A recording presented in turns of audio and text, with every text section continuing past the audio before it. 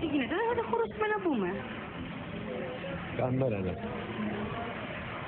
Δόξα τω Θεώ, καθημερινές και Σαββάτα είναι το ίδιο πράγμα. Θέλαμε να κάνουμε ένα μαγαζί ζεστό, να παίρνει μέχρι 700 άτομα. Εδώ βάζουμε και 800 και 1000. Σου έχουν μια αληθινή αγάπη οι χαμώνες, από ό,τι βλέπω. Αληθινή, όχι. Είναι καλύτερα να σε αγαπάει, να σε αγαπάνε λίγοι με όμικρον γιώτα και πολλοί με ισούρεν, παρά πολλοί με όμικρον γιώτα και λίγο. Εγώ αυτό προτιμώ. Μπράβο, Σταμάτη. Ευχαριστώ, Μαρία. Πάντα τέτοια. Να σας δώσω ένα φυλάκι. Ναι, ναι, μπρος.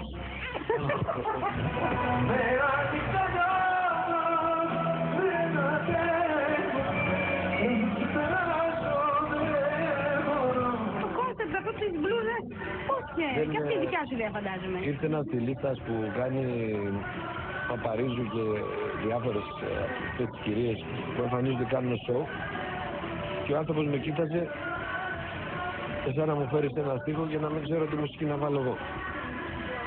Και λέω γιατί να το προβληματίσω. Σκέφτηκα άλλο θα φτιάξω μπλουζάκια δικής μου και τι να βάλω απάνω. Και βάλω τους φίλους μου, τους τραγουδιστές που γουστάρω εγώ. Δεν νομίζω να γίνει τίποτα παρεξήγηση σε εμένα, δεν με έγραψε την μπλούζα. Όχι, τώρα έχω παραγγείλει και άλλα ονόματα να βάλω κι άλλους. Να αλλάζω.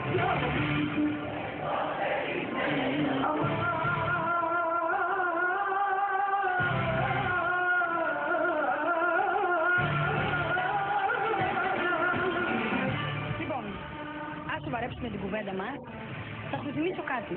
Πέρσι... Γιατί τόση ώρα απλά να κάνουμε τώρα. Ναι.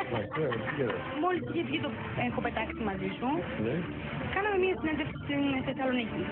Και μου είπες λοιπόν ότι για να είσαι φίλος με τα μέσα μαζικής ενημέρωσης και να σε παίζουν και να σε ζητάνε και να σε αγαπάνε, πρέπει να είναι κάποιος λίγο θηλυπρεπής. Σταμάτη μου. Αυτό δεν είναι. Άλλαξε κάτι γιατί έχει πολύ σου τελευταία. Ναι, το είχα πει. Δεν άλλαξε κάτι σε σένα.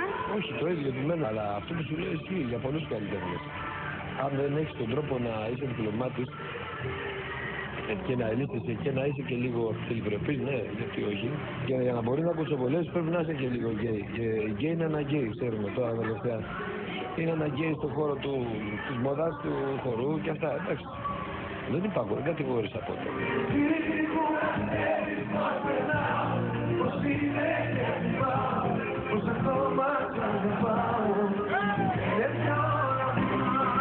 Έχεις αλλάξει συνεργάτες, έχεις αλλάξει...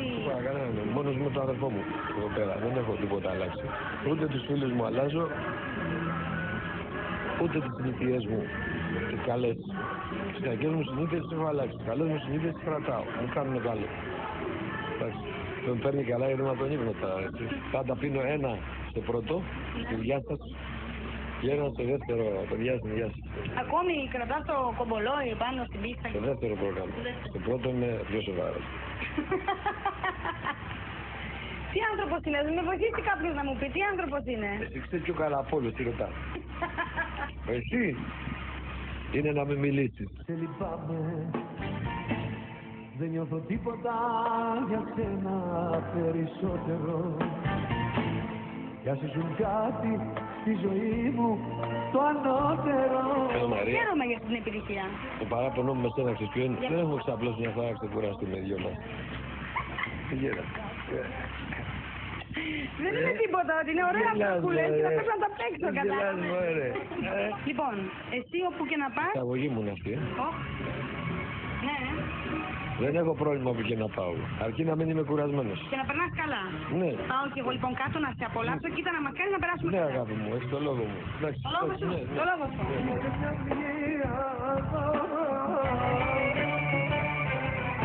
Πάνω στο δικό μου σώμα, πάνω στο δικό μου σώμα, κι όπως θα αγαπώ